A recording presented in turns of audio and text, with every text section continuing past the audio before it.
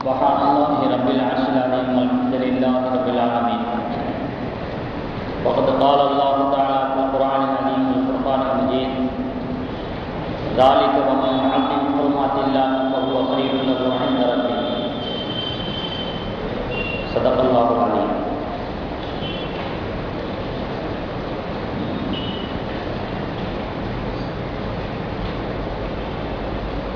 عن أبي هريرة رضي الله تعالى عنه أن رسول الله صلى الله عليه وسلم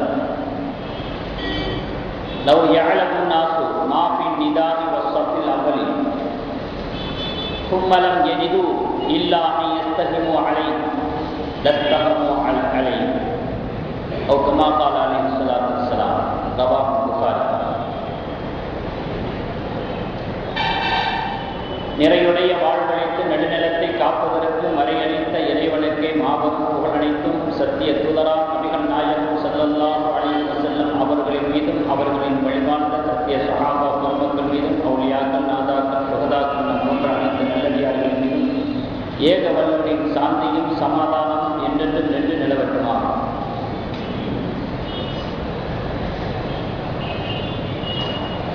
கண்ணியத்திற்குரிய இஸ்லாமிய பெரியோர்களே, சகோதரர்களே,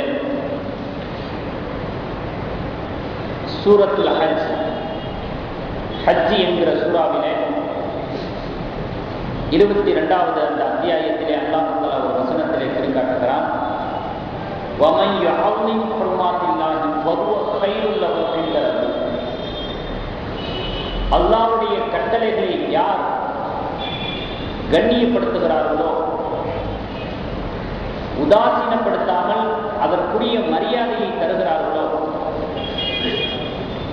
அவர்களுடைய செயல் கண்ணியம் தரக்கூடிய அவர்களுடைய அந்த செயலானது அல்லாஹ்விடத்திலே சிறப்புக்குரியதாக இருக்கிறது, சிறப்பை பெற்றுத்தரத்தக்கதாக இருக்கிறது என்று அல்லாஹ் தஆலா திருமறையினுடைய இந்த வசனத்திலே குறிப்பிட்டிருக்கிறார். இந்த ஆயத்தை அடிப்படையாக வைத்து பாங்கு என்று சொல்லக்கூடிய தொழுகைக்காக வேண்டி அழைப்பது என்கிற அந்த அதானை பற்றிய விஷயங்கள் என்ன என்பதை நாம் அறிய இருக்கிறோம். ஏனென்றால் இஸ்லாத்தினுடைய சின்னங்களில் அதுவும் ஒன்று, அல்லாஹ்வுடைய கட்டளைகளில் அதுவும் ஒன்று. அதை பற்றிய இஸ்லாமியர்களுடைய பார்வை என்ன, அவர்களுடைய உள்ளத்திலே அதை பற்றிய என்ன விளக்கங்கள் இருக்கிறது, அதானுடைய சிறப்பு என்ன, அதானை கூறக்கூடிய வாங்க கூறக்கூடியவர் கடைபிடிக்கக்கூடிய விஷயங்கள் என்ன, அதனை கேட்கக்கூடியவர் தன்னை எப்படிப்பட்ட செயல்களை கொண்டு அமைத்துக் கொள்ள வேண்டும், இது போன்ற ஒழுக்க விழுமியங்களை பற்றி சிறப்புகளை பற்றி தான் இப்பொழுது நாம் அறிந்திருக்கிறோம்.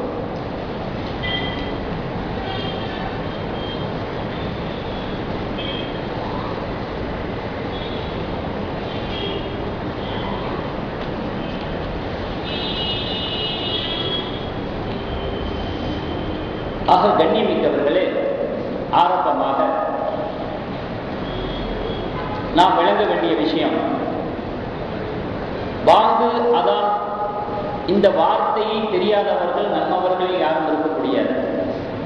பாங்கு அதான் புழக்கத்தில் உள்ள வார்த்தை. ஆனால் இந்த ரெண்டுமே ஒரே விஷயத்தை தான் குறிக்கிறது. எதுக்கு நம்ம பாங்குன்னு சொல்றோமோ அதுக்கு தான் நம்ம அதான்னு சொல்லுவோம். வார்த்தைகள் ரெண்டாக இருந்தாலும் அது குறிப்பது ஒரு விஷயத்தை தான். அதுல அதான் என்று சொன்னால் அது அரபி பதம், அரபு வார்த்தை. பாங்கு அப்படிங்கிறது அது ஒரு பாரசீக வார்த்தை, மொழியால் வேறுபட்டிருக்கிறது. அது குறிக்கக்கூடிய விஷயமும் ஒன்றாக இருக்கிறது. முந்தைய நபிமார்களுடைய காலத்திலே, நம்முடைய நபி அல்லாத அதற்கு முன்பாக வாழ்ந்த நபிமார்களுடைய காலத்திலே இது போன்ற பாங்கு முறை இருந்ததில்லை, அதான் சொல்லக்கூடிய முறை இருந்தது இல்லையே. இப்ராஹிம் அலைஹிஸ்ஸலாம் அவர்கள் அதான் கூப்பிட்டாங்களே, அவர்களுடைய அந்த அழைப்பை கேட்டுட்டு தானே மக்கள் எல்லாம் வந்தாங்க.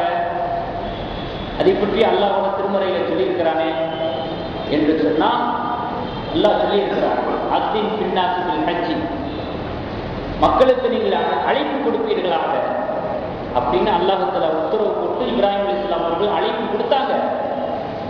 ஆனால் இது போன்ற ஒரு முறைக்கு அது ஒத்ததானதாக எந்த முறையில் எந்த வார்த்தைகளை கொண்டு இப்பொழுது நாம் அதான் கூறிக்கொண்டிருக்கிறோமோ இது மாதிரியான இந்த வார்த்தைகளுக்கு ஒத்தாக அந்த பாங்கு முறை, அந்த அழைப்பு முறை இருக்கிறது.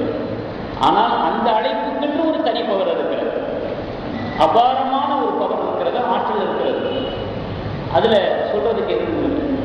கோடான கோடி மக்கள், லட்சக்கணக்கான மக்கள் ஒவ்வொரு வருடமும் காபத்துல்லாவை நோக்கி சென்று கொண்டிருக்கிறார்களே, உலகம் உள்ளளவு இறுதி நாள் வரை சென்று கொண்டிருப்பார்களே, இதுவே மிகப்பெரிய ஒரு அத்தாட்சி. அவர்களுடைய அழைப்புக்கு எந்த அளவுக்கு ஆற்றல் இருக்கிறது, அபாரமான ஆற்றல் இருக்கிறது என்பதற்கு இது ஒன்றே மிகப்பெரிய ஒரு அத்தாட்சியாக இருக்கிறது.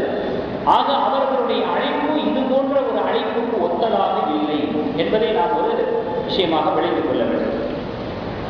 அடுத்து பெருமானார் ஸல்லல்லாஹு அலைஹி வஸல்லம் அவர்கள் மக்காவிலிருந்து மதீனாவிற்கு சென்றதற்கு பிறகு எதிரிகளுடைய தொல்லைகள், எதிரிகளுடைய இடைஞ்சல்கள் தாங்க முடியாமல் இறை உத்தரவோடு மக்காவிலிருந்து வெளியேறி மதீனாவிற்குள்ளே நுழைந்ததற்கு பிறகு ஹிஜ்ரத் செய்ததனுடைய முதலாம் ஆண்டிலேயே பாங்கு சத்தம் ஒலிக்க ஆரம்பித்து விட்டது.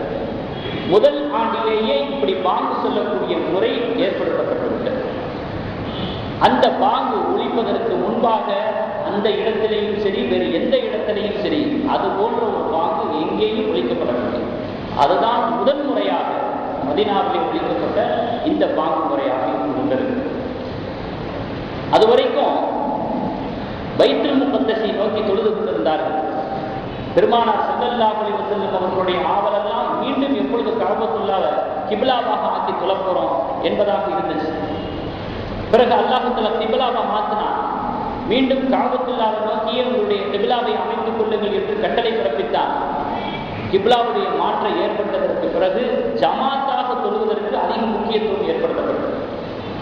தனித்தனியாக தொழுது கொண்டிருக்கக்கூடிய நிலை நீங்கி ஜமாத்தாக தொழக்கூடிய ஒரு முறைக்கு அதிக முக்கியத்துவம் தரப்பட்டது. அப்ப ஜமாத்தாக தொழக்கூடிய ஒரு நிலைக்கு அதிக முக்கியத்துவம் தரப்பட்ட உடனே அந்த ஜமாத்தை எப்படி ஒன்று திரட்டுறது, ஒரு இடத்துக்கு எப்படி கொண்டு வருவது, அப்படி ஒரு சூழ்நிலைக்கு எந்த மாதிரியான ஒரு அழைப்பை கொடுக்கிறது என்கிற விஷயத்திலே ஒரு மஷூரா செய்ய வேண்டிய ஒரு சந்தர்ப்பம் ஏற்பட்டது. பெருமானார் ஸல்லல்லாஹு அலைஹி வஸல்லம் அவர்கள் எந்த முறையான ஒரு அழைப்பை கொண்டு மக்களை திரட்டலாம் என்பதை ஒரு மஷூராவை வச்சாங்க. பலருடைய அபிப்பிராயங்களை கேட்டறிந்தார்கள். அதுல ஒவ்வொருத்தங்களும் ஒவ்வொரு அபிப்பிராயம் இல்லாம, ஒருத்தர் சங்கு ஊதலாண்டாங்க, இன்னொருத்தவங்க கொம்பு ஊதலாண்டாங்க, இன்னொருத்தவங்க மணி அடிக்கலான்ட்டாங்க, இன்னொருத்தவங்க நகர அடிக்கலாம் அப்படின்றாங்க, இன்னொருத்தவங்க மலை உச்சியில நெருப்பு முட்டலாம், அதை பார்த்துட்டு வருவாங்க அப்படின்ட்டாங்க, இன்னொருத்தர் மலை உச்சியில ஒரு கொடியை பறக்க விடலாம், ஒரு கொடியை நட்டலாம் அப்படின்னு சொன்னாங்க. இப்படி ஒவ்வொருத்தவர்களுடைய அபிப்பிராயத்தையுமே பெருமானார் ஸல்லல்லாஹு அலைஹி வஸல்லம் கேட்டு அறிஞ்சாங்க. ஏன்னா ஒவ்வொருத்தவங்களுடைய அபிப்பிராயத்தை கேட்கறதுல தவறு இல்லை, அது ஒரு சுன்னத்தாக இருக்கிறது. கேட்டு அறிஞ்சிட்டு பெருமானார் ஸல்லல்லாஹு அலைஹி வஸல்லம் அவர்களுக்கு இதில் எந்த ஒன்றின் மீதும் உடன்பாடு இல்லை, அவர்களுக்கு பிடித்தமாக இல்லை. இவைகளெல்லாம் மாற்றாருடைய பழக்கமாக இருந்தது, மாற்றாருடைய செயல்களாக இருந்ததுனால நபி ஸல்லல்லாஹு அலைஹி வஸல்லம் அவர்கள் சபையை ஒத்தி வச்சுட்டாங்க. அந்த சபையில முடிவு எடுக்க முடியாம சபையை ஒத்தி வச்சாங்க. ஏன்னு சொன்னா, இஸ்லாம் என்பது ஒரு சாந்தி மார்க்கம், அமைதி தருவக்கூடிய ஒரு மார்க்கம், அமைதியை மையமாக கொண்ட சூழ்நிலையை பெற்ற ஒரு மார்க்கம் மட்டுமின்றி எந்த விதமான ஆரவார வழிபாடும் இல்லாத ஒரு மார்க்கமாக இருக்கிறது. ஏகத்துவத்தை மையப்படுத்தக்கூடிய ஒரு மார்க்கமாக இருக்கிறது. மக்களை தூய்மைப்படுத்துவதற்கு தான் மார்க்கம் வேண்டும். அப்போ நம்ம எதுக்காக வேண்டி அழைக்க போறோம் அப்படின்னு சொன்னா, மக்களை தூய்மைப்படுத்துறதுக்காக வேண்டி அழைக்கிறோம். தொழுகைங்கிறது ஒரு முஸ்லிமுடைய உள்ளத்தை தூய்மைப்படுத்துறது, ஒரு தூய்மைப்படுத்துவதை நோக்கமாக கொண்டு அழைக்கக்கூடிய அழைப்பு. அந்த அழைப்புல ஏகத்துவத்தினுடைய வாடை இல்லாம இருந்தால் அது சரியா வராது. ஏகத்துவத்தினுடைய வாசனை இல்லாம, வாடை இல்லாம, அதனுடைய ஒட்டுதல் இல்லாம மணி அடிக்கிறது, அதை அடிக்கிறது, இது எப்படி சரியா வரும்? ஆகையின் காரணத்தினால பெருமானார் ஸல்லல்லாஹு அலைஹி வஸல்லம் அவர்களுக்கு இது ஒரு வருத்தமாக இருந்துச்சு, ஒரு கவலையாக இருந்துச்சு. ஏகத்துவ செய்தியை தாங்கிய ஒரு அழைப்பாக இருக்க வேண்டுமே, அப்படி ஒரு அழைப்பாக இந்த சொன்ன எந்த முறையும் இல்லையே அப்படின்னு சொல்லி அது கொஞ்சம் அவங்களுடைய உள்ளத்தை வருத்திக்கிட்டு இருந்துச்சு. அதுக்கு பிறகு அதிகாலையில் பார்த்தீங்கன்னா சபையை ஒட்டி வச்சதுக்கு பிறகு மறுநாள் அதிகாலையில் ஒரு சஹாபி வேகமாக வர்றாங்க. மஸ்ஜிதில் முதல் ஆளாக நிற்கிறாங்க. நபி ஸல்லல்லாஹு அலைஹி வஸல்லம் அவர்கள் பார்த்த நபர்களின் முதல் நபராக நிற்கிறாங்க. அல்லாஹ்வுடைய தூதரே, நான் ஒரு கனவு கண்டேன். யார் சொல்றா? அந்த சஹாபி அப்துல்லா இப்னு ஸைத் ரலியல்லாஹு அன்ஹு. அந்த கனவுல திருவழியாக சென்று கொண்டிருந்த ஒருத்தர் என்னை அழைச்சு அழைக்கும் முறை இப்படித்தான் இருக்க வேண்டும், அந்த வார்த்தைகளை உனக்கு நான் கற்றுத்தருகிறேன் என்பதாக இந்த வார்த்தைகளை எல்லாம் எனக்கு சொல்லிக் கொடுத்தாரு அப்படின்னு வாங்கல என்னென்ன வார்த்தைகள் இப்பொழுது நாம் காதால் கேட்டுக்கொண்டிருக்கிறோமோ அந்த வார்த்தைகளை எல்லாம் சொல்லி இது என கனவுல சொல்லிக் கொடுக்கப்பட்டது என்று பெருமானார் ஸல்லல்லாஹு அலைஹி வஸல்லம் அவர்களிடத்தில் அந்த சஹாபி அமானிதமாக அந்த வார்த்தைகளை கூறி ஒப்படைக்கிறார். நபி ஸல்லல்லாஹு அலைஹி வஸல்லம் அவர்கள் இவைகளை எல்லாம் கேட்டுவிட்டதற்கு பிறகு சொன்னாங்க, எனக்கு வரக்கூடிய வஹீக்கு ஒத்ததாக இருக்கிறது, எனக்கு வரக்கூடிய வஹீயை போன்று இது இருக்கிறது. ஆகையினால் இந்த வார்த்தைகள் அங்கீகரிக்கப்பட்டு இதுவே இறுதி நாள் வரை நடைமுறைப்படுத்தப்படும், அமலாக்கம் செய்யப்படும் என்று பெருமானார் ஸல்லல்லாஹு அலைஹி வஸல்லம் அவர்கள் அதனை அங்கீகரித்து மட்டுமின்றி அழைப்பாளராக, முதல் அழைப்பாளராக யாரை கூட்டாங்க? பிலால் ரலியல்லாஹு அன்ஹு. பிலால் ரலியல்லாஹு அன்ஹு அவர்களை அழைச்சு இந்த வார்த்தைகளை கூட அவங்க சொல்லுங்க அப்படின்னு சொல்லி அந்த வார்த்தைகளை கொண்டு முதலாக பிலால் ரலியல்லாஹு அன்ஹு அவர்கள் வாங்க சொன்னார், அதான் கூறினார். அதுக்கு பிறகு ஒரு தடவை பாங்குடைய விஷயம் சம்பந்தப்பட்ட எல்லா விஷயங்களையும் நம்ம கவனத்தில் கொள்ள வேண்டும் என்பதற்காக சொல்லப்படுது. பாங்குடைய வார்த்தைகள் எல்லாம் கனவின் மூலமாக தெரியப்படுத்தப்பட்டுவிட்டது. நபி ஸல்லல்லாஹு அலைஹி வஸல்லம் ஒரு தடவை அசந்து தூங்கிட்டாங்க, தூங்கி கொண்டிருக்கிறாங்க. நேரம் வந்ததுக்கு பிறகு தூங்கிட்டு இருக்கிறாங்க. பிலால் ரலியல்லாஹு அன்ஹு அவர்கள் பாங்கு சொல்லும் பொழுது ஹய்யல் பலா முடிஞ்சதுக்கு பிறகு இந்த ஒரு வார்த்தையை அவங்களே இணைச்சுக்கிறாங்க, அஸ்ஸலாத்து கைருன் மினன் நௌம், தொழுகையானது தூக்கத்தை விட சிறந்தது, மேலானது அப்படின்னு அல்லாஹ் தஆலா அவர்களுடைய உள்ளத்துல போட்டு எப்படி அந்த கனவின் மூலமாக அல்லாஹ் தஆலா பாங்கனுடைய வார்த்தைகளை காட்டினானோ அதே போன்று பிலால் ரலியல்லாஹு அன்ஹு அவர்களுடைய உள்ளத்துல போட்டு முதல் தடவை வெளியே வந்துருச்சு, அஸ்ஸலாத்து கைருன் மினன் நௌம். சத்தத்தை கேட்ட உடனே நபி ஸல்லல்லாஹு அலைஹி வஸல்லம் அவர்கள் திடீர்னு அப்படி முடிச்சாங்க. முடிச்சு அந்த வார்த்தைகளை கேட்டாங்க, ஸலாத்து கைருன் மினன் நௌம். பாங்கு சொல்லி முடிச்சதுக்கு பிறகு பிலால் ரலியல்லாஹு அன்ஹு அவர்களை அழைச்சு உண்மையை உரைத்தீர்கள், நல்லதை செய்தீர்கள், இனிமேல் சுபுடைய பாங்குல இந்த இரண்டு வார்த்தைகளும் சேர்ந்து என்று நபி ஸல்லல்லாஹு அலைஹி வஸல்லம் எவ்வளவு அழகான ஒரு பண்பை நபி ஸல்லல்லாஹு அலைஹி வஸல்லம் வெளிப்படுத்தி காட்டியிருக்கிறார்கள். ஒரு சராசரி மனிதராக இருந்தால் என்ன செய்வாரு? நான் சொன்னதுக்கு இல்லாம என்ன உங்க இஷ்டத்துக்கு சொல்றீங்க, நான் தூங்கிட்டு இருக்கிறேன்னு குத்தி காட்டுறீங்களா அப்படின்ற மாதிரி சொல்லிப்பாங்க. நபி ஸல்லல்லாஹு அலைஹி வஸல்லம் உண்மையை உரைத்தீர்கள், நல்லதை செய்தீர்கள், இனிமேல் சுபுடைய பாங்கலை இந்த இரண்டு வார்த்தைகள் இணைகள். பெருமானார் ஸல்லல்லாஹு அலைஹி வஸல்லம் அவர்கள் அல்லாஹ்வுடைய தூதர் தான் என்பதற்கு ஒரு திட்டவட்டமான பக்காவான ஒரு ஆதாரம் அவங்க சொன்ன ஒவ்வொரு சொல்லினுடைய செயல்பாடும் இன்றளவில் இருந்து கொண்டிருக்கிறது. பாருங்க, கியாமத் நாள் வரை இருக்கும் என்பதாக துணிச்சலோடு உத்தரவாதம் தரப்படுகிறது. பாருங்க, இதுதான் இஸ்லாமிய மார்க்கம், அல்லாஹ்வுடைய மார்க்கம் என்பதற்கான ஒரு அத்தாட்சி, ஒரு ஆதாரம். அதிலிருந்து இன்று வரைக்கும் சுபுடைய பாங்கிலே அந்த இரண்டு வார்த்தை இணைக்கப்படுது. அதோட எனக்கு தெரியுமா தெரியாதான்னு தெரியல. சுபுடைய பாங்கில் இந்த ரெண்டு வார்த்தைகள் இணைச்சு சொல்லப்படுது. அதற்கு அடுத்தபடியாக பாங்கில் அல்லாஹ்வுல இன்னொரு சிறப்பை விஞ்ஞான ரீதியாக வச்சிருக்கிறது. உலகத்தினுடைய அமைப்பு, உலகத்தினுடைய அந்த சீதோசன மாறுபட்ட ஒரு நிலைப்பாடுகள், இது எந்த ஒரு சிறப்பை தருது, பாங்கினுடைய ஒரு சிறப்பை மெருகுட்டுது அப்படின்னு சொன்னா, சூரிய ஓட்டத்தின் பிரகாரம் நேர கணக்கின்படி, கால கணக்கின்படி ஒவ்வொரு நொடியும் உலகத்தில் எங்கேயாவது ஒரு மூலையில பாங்கு சத்தம் சதா ஒலித்துக் கொண்டே இருக்கிறது, ஒலித்துக் கொண்டே இருக்கிறது. ஏதாவது ஒரு மூலை கொடுக்கல, ஏதாவது ஒரு பகுதி எங்கெல்லாம் பாங்கு சத்தம் கேட்கிறதோ இங்கெல்லாம் முஸ்லிம்கள் இருக்கிறார்கள் என்பதற்கு அதுதான் ஆதாரம், அதுதான் அடையாளம். ஏகத்துவத்தை சுமந்திருக்கக்கூடிய நெஞ்சங்கள் உலகம் முழுவதும் நிரம்பி இருக்கிறது என்பதற்கான ஒரு பறைசாற்றல் ஒளி ரீதியாக, சத்தம் ரீதியாக நீங்க நிரூபித்து சொல்லுகிறார். எல்லா இடத்திலையும் ஒவ்வொரு நொடியும் விடாம பாங்கு சத்தம் கேட்டுக்கொண்டே இருக்கிறது.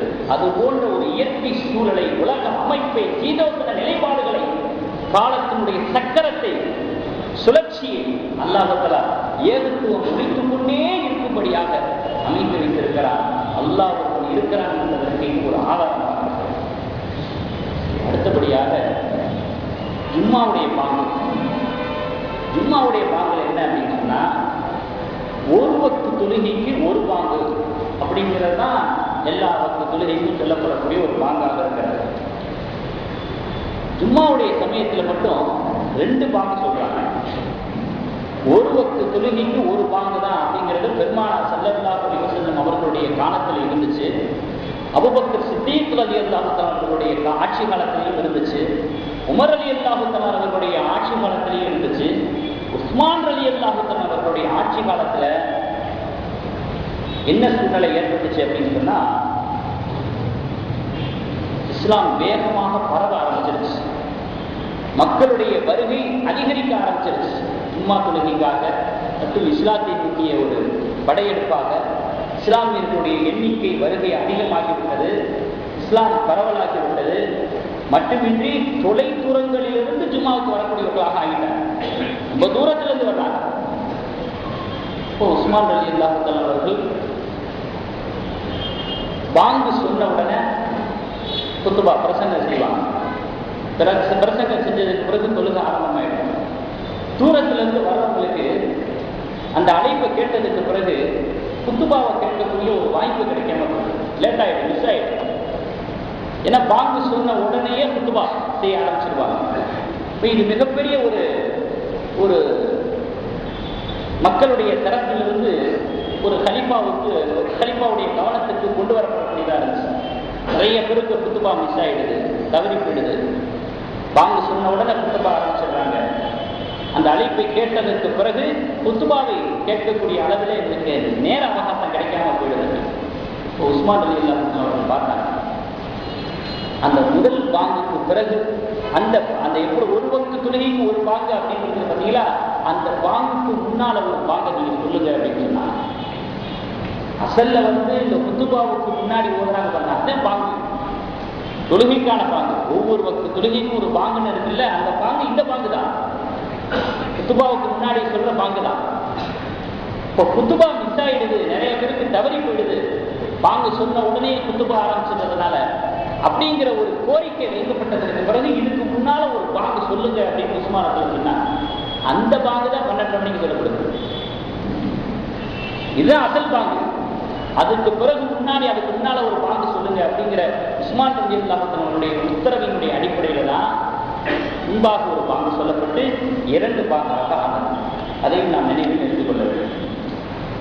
பாங்குங்கிறது அதான்ங்கிறது அரபி மொழியில தான் சொல்லணும், வேறு மொழியில சொல்லக்கூடாது, சொல்வதற்கு அனுமதி தரப்படவில்லை. இப்படி இருக்கக்கூடிய ஒரு சூழ்நிலையில, ஏன்னா இது அல்லாஹ்வுடைய உத்தரவு கனவின் மூலமாக, அதை சிறைப்பதற்கு யாரும் உரிமை இல்லை. இதற்கு மாற்றமாக துருக்கியில கமால் என்றவர் ஒரு சர்வாதிகார சிந்தனையுடையவர், பெயரளவில் இஸ்லாமியராக இருந்து ஆட்சி பண்ணவர்.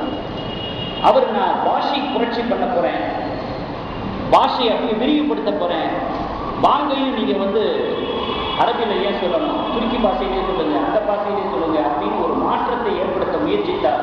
தோல்வி அடைந்தார். வரலாறு அப்படியே தூக்கி எறிந்துவிட்டது. இருக்கும் இடம் தெரியாமல் காணாமல் போய்விட்டார். அதனால தான் நான் ஆரம்பத்தில் ஒரு வசனம் சொன்னேன், சூரத்துல ஹஜ்ஜில் அல்லாஹ் சொல்றான், அல்லாஹ்வுடைய கட்டளையை யார் கண்ணியப்படுத்துகிறார்களோ, மரியாதைப்படுத்துகிறார்களோ, அவர்கள் அல்லாஹ்விடத்திலே சிறப்பிற்குரியவர்களாக இருக்கிறார்கள். அல்லாஹ்வுடைய கட்டளையை உதாசீனப்படுத்தினா அவர்கள் தூக்கி வீசப்படுவார்கள். அல்லாஹ்வுடைய பார்வையில் அவர்கள் கேவலப்பட்டவர்களாக ஆயினர். அதே மாதிரி துருக்கியில ஆட்சியாளராக இருந்த அந்த கமால் தூக்கி எறியப்பட்டார். வரலாற்றினுடைய ஒரு கழிவாகத்தான் அவரை பார்க்கப்பட்டார். அவர் முயற்சி பண்ணார். ஏன் அரபியில சொல்லணும், நம்ம நாட்டு மொழியிலேயே சொல்லலாம். அந்த முயற்சி முறியடிக்கப்பட்டு விட்டது. அல்லாஹ் அடுத்து முஅத்தீன் அப்படின்னு சொன்னா அழைப்பாளர் என்பது அதனுடைய அர்த்தம். ஆரம்பத்தில் சொன்னேன், முதல் முஅத்தீன், முதல் அழைப்பாளர் பிலால் ரலியல்லாஹு அன்ஹு. பிலால் ரலியல்லாஹு அன்ஹு அவர்கள் அபிசீனியா நாட்டை சேர்ந்தவர்கள், கருப்பு நிற அடிமையாக வாழ்ந்தவர்கள். அவர்களுடைய பாங்கு, அவர்களுடைய அந்த அதான் பெருமானார் ஸல்லல்லாஹு அலைஹி வஸல்லம் அவர்களுக்கும் அவர்களுடைய மனைவிமார்களுக்கும் அவர்களுடைய குடும்பத்தார்களுக்கும் ஏனைய சஹாபாக்கள் அனைவர்களுக்குமே அவர்களுடைய பாங்கு ரொம்ப பிடிக்கும்.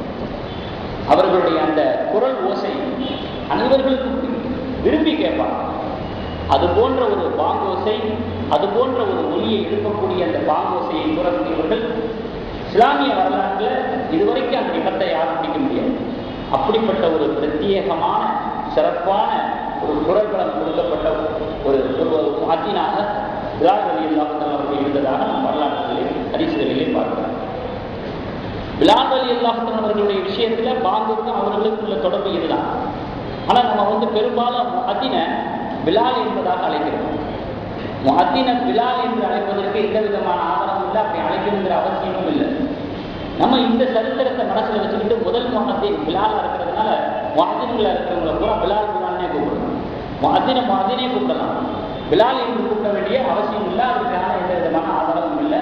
முஅத்தின் என்பதே ஒரு மரியாதைக்குரிய ஒரு சொல்லுதான். அந்த முஅத்தின் வாயில சொல்ல வராம போய் மோதினார் சொல்லி அது யதார்த்தமா தமிழில் எதில் போய் மோதினாரு நம்ம கேட்டு பழகிட்டதுனால அது நமக்கு வித்தியாசமா தெரியல. நம்ம ஈஸியா மோதினார் அப்படின்னு கூப்பிடுறோம். புதுசா யாராவது வந்தாங்கன்னா மோதினார், அவர் தமிழ் ரீதியா யோசிப்பாரு, என்ன மோதினாரு, இன்னும் வினை சொல்லாமல் இருக்குது, வினை சொல்லி எப்படி பெயர் சொல்லாக ஆகும் அப்படின்னு அவர் யோசிக்க ஆரம்பிச்சுவார். அந்த முஅத்தின் அப்படிங்கிறது வராதனால நம்ம மோதினார் சொல்ல ஆரம்பிச்சோம். ஆக மோதினார் அந்த வார்த்தைக்கு இதுக்கு சம்பந்தமே இல்லை. முஅத்தின் என்பதாக சொல்ல முயற்சிக்கிறது. அடுத்து அதனுடைய சிறப்புகளை பற்றி நிறைய ஹதீஸ்கள் வந்திருக்கு. சாதாரணமாக நினைச்சுட்டு வாங்கப்படும். அபூ ஹுரைரா ரலியல்லாஹு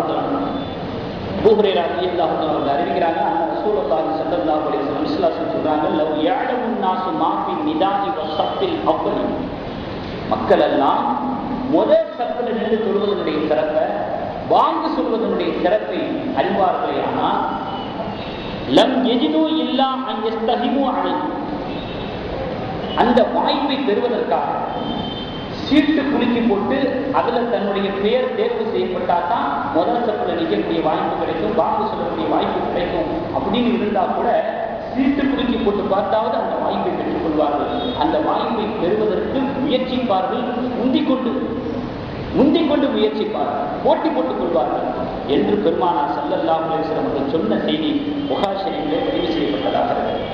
அதனால அதான் சொல்வதற்கு நாம் ஆர்வம் கொள்ள வேண்டும். நீண்ட வருடங்களாகவே சொல்லிக்கிட்டே இருப்போம், இதுவரைக்கும் நான் அதான் சொன்னதில்லை, எனக்கு அதை பழக்கம் இல்லை, நான் இதுவரைக்கும் பழக்கம் இல்லைன்னா பழகுவோம். பழக்கம் இல்லைன்னு எத்தனை வருஷமா சொல்லிக்கிட்டு இருக்க போறோம்? பழக்கம் இல்லை, இது வரைக்கும் நான் சொன்னதில்லை, இதே எத்தனை வருஷத்துக்கு சொல்ல போறோம்? ஆக நபி ஸல்லல்லாஹு அலைஹி வஸல்லம் இதை ஆர்வம் கொள்ள வேண்டிய விஷயம் என்று சொல்லிவிட்டார். அதனால தன்னுடைய உள்ளத்தை ஆர்வப்படுத்திக் கொள்வதற்கு நாம் தயாராக என்று சொல்ல வேண்டும். அடுத்து இன்னொரு ஹதீஸ் பெருமானார் ஸல்லல்லாஹு அலைஹி வஸல்லம் சொல்றாங்க, இது அனூதிய பிஸ்ஸலாத், தொழுகைக்காக வேண்டிய அழைப்பு கொடுக்கப்பட்டு விட்டார். அதுவர ஷைத்தான் வலது துராத், ஷைத்தான் பாங்கு சொன்ன உடனே அந்த பாங்கினுடைய சத்தம் கேட்காத பகுதி எதுவோ அந்த பகுதியை நோக்கி விரைகிறார். அந்த சத்தத்தை என் காதால நான் கேட்கக்கூடாது அப்படின்னு அந்த சத்தம் எந்த பகுதியில கேட்காதோ அந்த இடம் வரைக்கும் போறான். எப்படி போறான்? வலது துராத், அவனுடைய பின்துவாரத்துல காற்று வெளியாகக்கூடிய ரீதியில ஓடுற ஓட்டத்துல பின்துவாரத்துல வாயு காற்று வெளியாகுது, அந்த அளவுக்கு விழுந்தடிச்சுட்டு ஓடுறான். வாங்க சொல்லி முடிச்சாச்சா வந்துடுவான், வந்து இங்க இருப்பான். மறுபடியும் காம சொல்றாங்களா, ஓடுவான் பின்னாங்க பிடரி தெரிந்து ஓடுவான். காம சொல்லி முடிச்சாச்சா மறுபடியும் வருவான். வந்துட்டு என்ன பண்ணுவான்? ஹத்தா யஹ்தில் பைனல் மரிது வல் நஃப்ஸி, தொழுகையாளியுடைய உள்ளத்துல காம சொல்லி முடிச்சாச்சு, பிறகு அவனுடைய வருகை வந்துருச்சு. தொழுகையாளியுடைய உள்ளத்துல எப்போது அவன் கூறுவான், ஒடுக்கு கதா கதா, இதை அதை யோசி, இதை சிந்தி அப்படின்னு சொல்லி கொடுப்பான். பாருங்க, தொழிலுக்கு முழு அந்த மாதிரியே ஒரு சிந்தனை வருது, யாரோ ஒருத்தங்க நினைவு கொடுக்குற மாதிரி இருக்கும். அது வரைக்கும் சும்மா தான் இருக்கும். தக்பீர் கட்டினதுக்கு பிறகு நபி ஸல்லல்லாஹு அலைஹி வஸல்லம் சொல்றாங்க, லிமா லம் யதுகுரு மின் கபல், எப்படிப்பட்ட விஷயங்கள்லாம் வரும்னா இதுவரைக்கும் அவன் நினைக்காத விஷயங்கள் கூட நினைச்சுக்கிட்டு இருக்கான். இதுக்கு முன்னால அந்த மாதிரி ஒரு விஷயமே அவனுடைய நினைவுக்கு வந்திருக்காது. அப்படிப்பட்ட விஷயங்கள்லாம் நினைவுக்கு வரும். ஒரு பொருளை காணா போச்சுன்னா தக்பீர் கட்டி நின்றா போதும், கரெக்டா எங்க இருக்குங்கிறத ஒரு 4 ரக்காத்து ஆய்வு செஞ்சு கரெக்டா கண்டுபிடிச்சிருவாரு. அந்த மாதிரியான சிந்தனை மோதல்கள், என்ன அலைகள் எல்லாமே அந்த தொழுகையினுடைய சமயத்தில் தொழுகையாளனுடைய உள்ளத்தில் ஷைத்தான் வருவான்.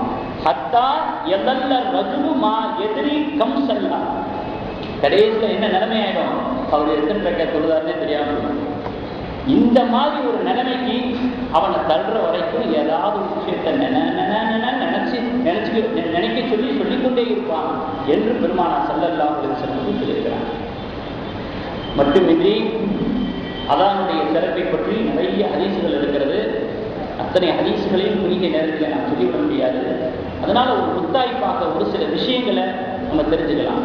உமர் ரலியல்லாஹு அன்ஹு ஒரு வாசகம் உமரத்தில் சொல்றாங்க, கலீஃபா என்கிற அந்த பொறுப்பு மட்டும் எனக்கு இல்லைன்னா, ஜனாதிபதியாக ஒரு கலீஃபாவாக இருக்கக்கூடிய எனக்கு சமுதாயத்தினுடைய பாரிய பொறுப்புகள், மேலான இந்த பொறுப்புகள் மட்டும் எனக்கு இல்லை அப்படின்னு சொன்னா, என் வாழ்நாள் முழுவதும் தொழுகைக்காக வேண்டிய அழைப்பு கொடுக்கக்கூடிய இந்த அதான் பொறுப்பை ஒரு காலம் கைவிட மாட்டேன்.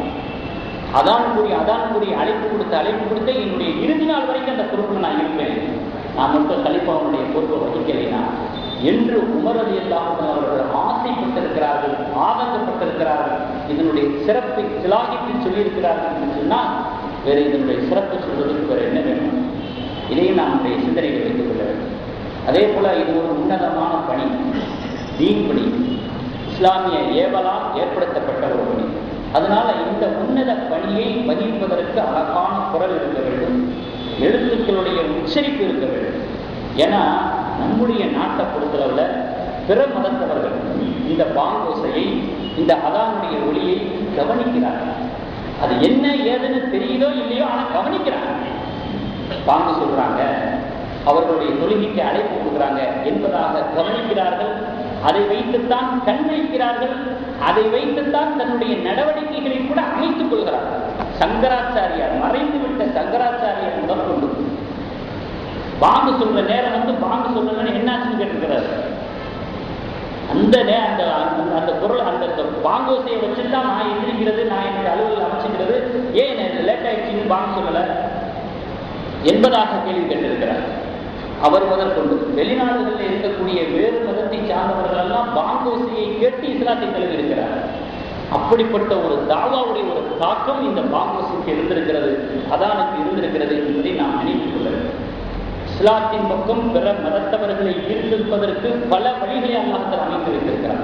குர்ஆன் ஓதுவதை கேட்பதன் மூலமாக இஸ்லாத்திற்கு வந்தவர்கள் யாராலும், குர்ஆனுக்கு விளக்கம் சொல்லி அந்த தஃசீரை கேட்டு இஸ்லாத்திற்கு வந்தவர்கள் யாராலும், பெருமானார் ஸல்லல்லாஹு அலைஹி வஸல்லம் அவர்களுடைய ஹதீஸ்கள் என்று சொல்லக்கூடிய நபிமொழிகளை எல்லாம் கேட்டு இஸ்லாத்திற்கு வந்தவர்கள் யாராலும், அந்த நபிமொழிகளுக்கு விளக்கங்களை கேட்டு இஸ்லாத்திற்கு வந்தவர்கள் யாராலும், பயான்களை கேட்டு இஸ்லாத்திற்கு வந்தவர்கள் ஏராளம், இஸ்லாமிய புத்தகங்களை படித்துவிட்டு இஸ்லாத்துக்கு வந்தவர்கள் ஏராளம்.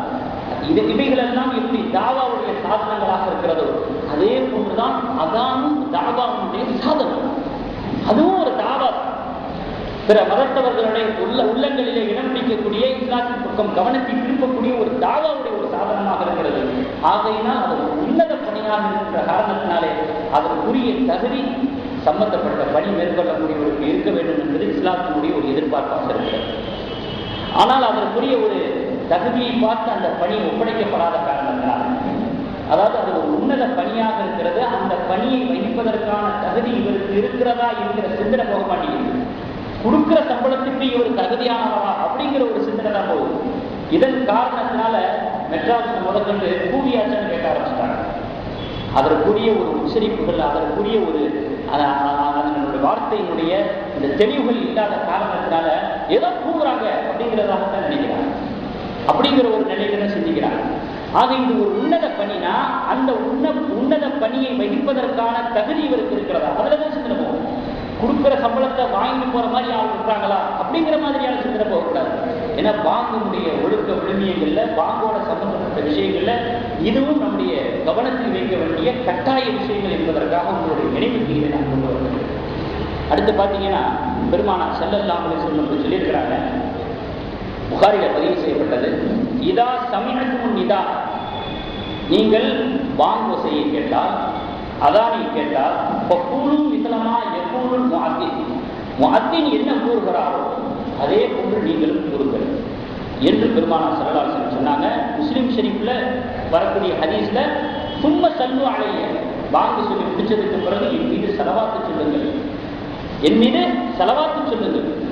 பாங்கு சொல்லி முடிச்சதுக்கு பிறகு ஒரு துவா இருக்குது, அந்த துவாவை ஓதுறதுக்கு முன்னாடி ஸலவாத் சொல்லணும். அதாவது பாங்கு முடிச்சதுக்கு பிறகு ஸலவாத்துக்கு பிறகுதான் பாங்குடைய துவா. இதையும் பெருமானார் ஸல்லல்லாஹு அலைஹி வஸல்லம் அவர்கள் சொல்லியிருக்கிறாங்க. இன்னொரு ஹதீஸ் புகாரில பதிவு செய்யப்பட்டது. ஜாபிர் ரலியல்லாஹு தஆலா அவர்கள் அறிவிக்கிறாங்க, அன்ன ரசூலுல்லாஹி ஸல்லல்லாஹு அலைஹி வஸல்லம் قال من قال حين يسمع النداء, யார் பாங்குடைய சத்தத்தை கேட்டதற்கு பிறகு இந்த துவாவை ஓதுகிறார்கள். என்ன துவா? பெரும்பாலானவர்களுக்கு தெரியும். அல்லாஹும்ம ரப்ப ஹாதிஹி தஅவத்தி தாமத்தி வஸ்ஸலாத்தில் காத்திமத்தி ஆதி முஹம்மதின் வஸீலத வல் ஃபதீலத வ பஅத்ஹு மகாமம் மஹ்மூதன் அல்லதி வஅத்தா. இந்த துவாவை யார் ஓதுகிறாரோ ஹல்லத் லஹு ஷஃபாஅத்தி யௌமல் கியாமா, மறுமையில என்னுடைய பரிந்துரை அவருக்கு கடமையாகிவிட்டது, வாஜிபாகும். நம்ம சொர்க்கம் போறதுக்கு, மறுமையில நம்ம சொர்க்கம் போறதுக்கு நபி ஸல்லல்லாஹு அலைஹி வஸல்லம் அவர்கள் சிபாரிசு செய்யறாங்க. நபி ஸல்லல்லாஹு அலைஹி வஸல்லம் அவர்களுடைய பரிந்துரை நமக்கு கிடைக்கிறது எவ்வளவு பெரிய ஒரு பாக்கியம். இந்த துவாவை ஓதுவதன் மூலமாக பாங்கு முடிஞ்சதுக்கு பிறகு அல்லாஹும்ம ரப்ப ஹாதிஹி தஅவத்தி தாமத்தி, முழுமையான இந்த அழைப்புக்கு உரியவனே ரப்பே, வஸ்ஸலாத்தில் காத்திமத்தி, நிலையான தொழுகைக்கு உரியவனே, நிலையான தொழுகைக்கு உரியவனே, ஆதி முஹம்மதினில் வசீலத்தை, வசீலாவுடைய தகுதியை நபி ஸல்லல்லாஹு அலைஹி வஸல்லம் அவர்கள் தருவாயா, வல் ஃபதீலத்தை, அந்த சிறப்பையும் தருவாயாக, வ பஅத்ஹு மகாமம் மஹ்மூதன் அல்லதி வஅத்தா, மறுமையிலே எந்த ஒரு புகழுக்குரிய இடத்தை நபி ஸல்லல்லாஹு அலைஹி வஸல்லம் அவர்களுக்கு தருவதாக நீ வாக்களித்திருந்தாயோ அந்த புகழுக்குரிய இடத்தை எங்கள் பெருமானார் ஸல்லல்லாஹு அலைஹி வஸல்லம் அவர்களுக்கு நீ தருவாயாக என்று நபி ஸல்லல்லாஹு அலைஹி வஸல்லம் அவர்களுக்காக துஆ செய்தார். நபி ஸல்லல்லாஹு அலைஹி வஸல்லம் அதுக்கு பதிலாக நான் ஷஃபாஅத் செய்வேன், எனக்காண்டி நீங்க துஆ செஞ்சீங்கல்ல எல்லா இடத்துல, உங்களுடைய நீங்கள் சுவனம் செல்வதற்கு நான் ஷஃபாஅத் செய்கிறேன், பரிந்துரை செய்கிறேன் என்று பெருமானார் ஸல்லல்லாஹு அலைஹி வஸல்லம் எவ்வளவு கேட்பாங்க. நிறைய பேருக்கு அந்த துவாவை தெரிஞ்சு வச்சுக்கிறதுல, மரணம் செய்யறதுல நம்மளுக்கு ஆர்வம் இருக்கு. கேட்டா தெரியாது, இதுவரைக்கும் தெரியாது, இனிமே தெரிய முயற்சிப்போம். எவ்வளவு விஷயங்களை தெரிஞ்சு வச்சிருக்கிறோமே, விலைவாசியெல்லாம் தெரிஞ்சு வச்சிருக்கிறோம்ல, காய்கறிகளை பற்றி, மளிகை ஜாமானை பற்றி, எலக்ட்ரானிக் பொருட்களை பற்றி, விலைவாசியை பற்றி, வரியை பற்றி, அதை பற்றி, இதை பற்றி, நீசை பற்றி, அரசியலை பற்றி, எதையெல்லாம் பற்றி தெரிஞ்சு வச்சிருக்கிறோமே. ஒரு 4 வார்த்தை மறுமையிலே நம்மளை சொர்க்கத்துக்கு கொண்டு போகக்கூடிய வார்த்தை மனப்பாடம் பண்ணுவோம், தெரிஞ்சு வச்சுக்கிடுவோம். இதை விட வேற என்ன ஒரு முஃமினுக்கு, இதை விட வேற என்ன வேலை? ஒரு ஈமான் உள்ள உள்ளத்துக்கு இதை விட வேற என்ன? அதை இல்லாத இடத்துல அந்த உள்ளத்துல வேற என்ன இருந்து பெற பிரயோஜனம்? இது போன்ற வார்த்தைகள் இல்லாத உள்ளத்துல வேற என்ன இருந்து பிரயோஜனம்? ஆகையினால தெரியாது, பழக்கம் இல்லை, அதுல கவனம் இல்லை, இப்படியே சொல்லி காலங்களை கடத்தக்கூடாது, வருடங்களை கடத்தக்கூடாது. கொஞ்சம் கொஞ்சமாக தீனுடைய விஷயங்களை என்னுடைய உள்ளத்திலே இறக்குமதி ஆக்கிக் கொண்டே இருக்க வேண்டும். அதுதான் மறுமையிலே விமோசனத்திற்கு வழிவகுக்கும் என்பதை இஸ்லாமிய உள்ளங்கள் தெரிந்து கொள்ள வேண்டும் என்பதற்காக சொல்லப்படுகிறது. அடுத்து பெருமானார் ஸல்லல்லாஹு அலைஹி வஸல்லம் சொன்னாங்க, தப்ரானியில் பதிவு செய்யப்பட்ட ஹதீஸ், மறுமையில 3 பேர் மிஸ்கு என்று சொல்லக்கூடிய கஸ்தூரி மேடையிலே வீச்சிருப்பார். 3 பேர். அதுல முதலாவது நபர் குர்ஆனை கற்று அதை கடைபிடிப்பவர், 2வது நபர் ஐவேளை தொழுகைக்காக மக்களை அழைப்பவர், 3வது நபர் அடிமை பொறுப்பில் இருந்தாலும் கூட, அதாவது ஒருத்தருக்கு அடிமையாக இருந்தாலும் கூட அந்த அடிமை பொறுப்பு அவர் வழிபாடு செய்வதை நிறுத்தாமல் இருப்பது. அதாவது நான் ஒருத்தருக்கு கீழே வேலை செய்கிறேன் அப்படிங்கிற சாக்கை வச்சுக்கிட்டு தொழுகை விடுவது, இஸ்லாத்தினுடைய ஏனைய கடமைகள் விடுவது. நான் என்னங்க செய்ய முடியும், நான் அவருக்கு கீழே வேலை செய்கிறேன். நீங்க நிறைய பேர் சொல்றாங்க சும்மா விட மாட்டேங்கிறாங்க, அதனால எனக்கு தொடர்ந்து சும்மா மிஸ் ஆயிடுது. இப்படி ஒருத்தருக்கு கீழே நம்ம வேலை செய்யறோம், நான் இந்த பொறுப்பை வகிக்கிறேன் அப்படிங்கிற சாக்கு போக்குகளை சொல்லிக்கிட்டு வழிபாடுகளை விடாதவர், இபாதத்தை விடாதவர், இந்த 3 பேர் நாளை மறுமை நாளையிலே மிஸ்கு என்ற கஸ்தூரி மேடையை வீற்றிருப்பார்கள். அதுல தொழுகைக்காக வேண்டி அழைக்கக்கூடிய முஅத்தின் வருகிறார் என்பதை நான் நினைவு கொள்ள வேண்டும். தப்ரானில் பதிவு செய்யப்பட்ட ஹதீஸ். அடுத்த இன்னொரு ஹதீஸ் பெருமானார் ஸல்லல்லாஹு அலைஹி வஸல்லம் சொல்லியிருக்கிறாங்க, முஸ்லிம்களுடைய நோன்பு, தொழுகை, இந்த 2னுடைய நேரங்கள், நேரம் அறியக்கூடிய பொறுப்புகள் முஅத்தினுடைய கழுத்திலே தொங்கவிடப்பட்டிருக்கிறது என்று பெருமானார் ஸல்லல்லாஹு அலைஹி வஸல்லம் சொல்லியிருக்கிறாங்க. இப்னு மாஜாவில் பதிவு செய்யப்பட்ட ஹதீஸ். அதே போல நபி ஸல்லல்லாஹு அலைஹி வஸல்லம் சொன்னாங்க, யாருடைய உள்ளத்திலேயாவது அழுக்கு இருந்துச்சுன்னா அல்லது ஏதேனும் ஒரு மிருகத்துக்கு நோய் இருந்தால் கூட அவங்களுடைய காதுல வாங்கு சொல்லுங்க, அந்த உள்ளத்தினுடைய அழுக்கு நீங்கிடும், அந்த நோய் நீங்கிடும் என்பதாக தைலங்களை பதிவு செய்யப்பட்ட ஒரு ஹதீஸ் நமக்கு எடுத்துக்காட்டுகிறது. அலி ரலியல்லாஹு அவர்கள் சொல்றாங்க, நான் ரொம்ப கவலைப்பட்டு உட்கார்ந்திருந்தேன், என்னுடைய முகத்துல கவலையினுடைய ரேகைகள் தெரிந்தது. இதை பார்த்து பெருமானார் ஸல்லல்லாஹு அலைஹி வஸல்லம் அவர்கள் என்னுடைய கவலை தோய்ந்த முகத்தை பார்த்து விட்டு சொன்னார்கள், அலியே, உன்னுடைய கவலை நீங்க வேண்டும் என்று சொன்னால் உன்னுடைய காதிலே வாங்கு சொல்லவை, யாரையாவது கொண்டு உன்னுடைய காதிலே வாங்குடைய வார்த்தைகளை விடவை சொல்லவை, உன்னுடைய கவலை நீங்கிவிடும் என்று சொன்னார்கள். அதே போன்று செய்தேன், அதனுடைய சுகத்தை நான் அனுபவித்தேன், அந்த ஒரு நிலையை நான் அனுபவித்தேன், என்னுடைய கவலைகள் அகன்றது என்று அதற்கு அலி ரலியல்லாஹு அவர்கள் சொல்லலாம். மிர்காத் என்ற கிதாபிலே பதிவு செய்யப்பட்ட ஒரு ஹதீஸை நாம் பார்க்க முடிகிறது. அதே போல ரிஷலாசன் சொல்லியிருக்கிறாங்க, துஆ லா யுரத்து பைனல் அதானி வல் இகாமத்தி, பாங்குக்கும் காமத்துக்கும் இடையிலே கேட்கப்படக்கூடிய துஆ மறுக்கப்படுவதில்லை, மறுதளிக்கப்படுவதில்லை, அது நிச்சயமாக ஏற்றுக்கொள்ளப்படுகிறது என்று நபி ஸல்லல்லாஹு அலைஹி வஸல்லம் சொல்லியிருக்காங்க. திருமதி ஷரீஃபில் பதிவு செய்யப்பட்டதாக இருக்கிறது. அதே போல நபி ஸல்லல்லாஹு அலைஹி வஸல்லம் சொன்ன சில எச்சரிக்கைகளையும் நாம் கடைசியில் தெரிந்து கொண்டு இன்ஷா அல்லாஹ் முடித்துக் கொள்வோம். பெருமானார் ஸல்லல்லாஹு அலைஹி வஸல்லம் அவர்கள் சொல்லியிருக்கிறாங்க, ஹதீஸ்களில் காண முடிகிறது, வாங்கு சொல்லக்கூடிய சமயத்தில் நாம் அமைதி காக்க வேண்டும். ஏதோ ஒரு காரியத்துக்காக வேண்டி, ஏதோ ஒரு சூழ்நிலைக்காக வேண்டி பேசுகிறோம், சொல்கிறோம், வேலைகள் ஈடுபட்டு அது வேறு விஷயம். வேண்டும் என்றே பாங்கு சொல்லிக் கொண்டிருக்கக்கூடிய சமயத்திலே உதாசீனப்படுத்தக்கூடிய ரீதியிலே, அதனுடைய கண்ணியத்தை குலைக்கக்கூடிய ரீதியிலே நாம் தொடர்ந்து நம்முடைய பேச்சுக்களை தொடர்ந்து கொண்டே இருப்போமே, ஆனால் இறுதி வேளையிலே களிமா சொல்லுவதற்கு நாக்கு தடுமாறும் என்பதாக சொல்லியிருக்கிறார்கள். ஈமான் பறிபோக வாய்ப்பு இருக்கிறது என்றும் சொல்லியிருக்கிறார்கள். சாகக்கேடு தொடங்க ஆரம்பித்துவிடும் என்றும் சொல்லியிருக்கிறார்கள். அதையும் நாம் நினைவு கொள்ள வேண்டும். இப்னு கஸீர் என்ற ஒரு தப்சீர், பிரபலமான தப்சீர், அனைவராலும் ஏற்றுக்கொள்ளப்பட்ட தப்சீர். அந்த இப்னு கஸீர்ல முஅத்தின் விஷயமாக ஒரு விஷயம் பதிவு செய்யப்பட்டிருக்கிறது. நபி ஸல்லல்லாஹு அலைஹி வஸல்லம் சொல்லியிருக்கிறாங்க, ஒரு காலம் வரும், அந்த காலத்துல பாங்கு சொல்வதை இழிவாக கருதுவார்கள். ஆகையினால் பாங்கு சொல்லக்கூடிய பொறுப்பு சாமானியர்களிடத்தில் மட்டுமே ஒப்படைக்கப்படும் என்று பெருமானார் ஸல்லல்லாஹு அலைஹி வஸல்லம் சொல்லியிருக்கிறாங்க. இப்ப நடக்கக்கூடிய விஷயங்களை எப்ப சொல்லி வச்சிருக்கிறாங்க பாருங்க பெருமானார் ஸல்லல்லாஹு அலைஹி வஸல்லம். வசதி படைத்தவராக இருந்தாலும் சரி, அதிகாரத்தில் உள்ளவராக இருந்தாலும் சரி, செல்வாக்கு பெற்றவராக இருந்தாலும் சரி, சமுதாயத்தினுடைய எவ்வளவு பெரிய உயர்மட்டத்தில் இருந்தவராக இருந்தாலும் சரி, பாங்கு சொல்வதனால் நம்முடைய தகுதி குறையும் என்று அவர் நினைத்தார். இதை விட ஒரு மௌட்டிகம் வேற எதுவும் இருக்க முடியாது, இதை விட ஒரு அறியாமை எதுவும் இருக்க முடியாது. அதான் கூற கூற பாங்கு சொல்ல சொல்ல இறை உத்தரவின் பிரகாரம், ஹதீஸ்களின் பிரகாரம் நம்முடைய தகுதி கூடிக்கொண்டேதான் இருக்குமே தவிர நிச்சயமாக நம்முடைய தகுதி குறைவதற்கு வாய்ப்பில்லை. அந்த மாதிரி ஒரு சிந்தனை இருக்கின்ற காரணத்தினாலே பாங்குடைய விஷயத்தில் ஒரு அலட்சிய போக்கும் சமுதாயத்தில் இருக்கிறது. நாமே அதற்குரிய மரியாதையை கொடுக்கவில்லை என்று சொன்னால் வேறு மதத்தை சேர்ந்தவர்கள் குற்றம் சொல்லி அவங்களே மரியாதை கொடுக்கிறாங்க. அவங்க கூட இலங்கை போன்ற நாடுகளில் பார்த்தீங்கன்னா பாங்கு சொன்ன வேறு மதத்தவர்களுடைய கூட்டங்களாக மாநாடுகளாக இருந்தாலும் கூட அப்படியே நிசப்தமாகிடுவாங்க. அந்த மரியாதை கூட நம்மவர்களிடத்திலே நடைமுறை விஷயங்களில் பார்க்க முடியவில்லை. அல்லாஹ் தஆலா இது போன்ற சுன்னத்தான விஷயங்களில் வேண்டுதலாக இருந்து அவைகளை கடைபிடித்து அதன் மூலமாக நபி ஸல்லல்லாஹு அலைஹி வஸல்லம் அவர்களுடைய ஷஃபாஅத்தை பரிந்துரையை பெற்று சுவனம் செல்லக்கூடிய சுவன செல்வர்களாக நாம் அனைவரும் ஆகுவதற்கு வல்ல ரஹ்மான் கிருபை செய்வானாக. வாஹர் தஅவானா அல்ஹம்துலில்லாஹ்.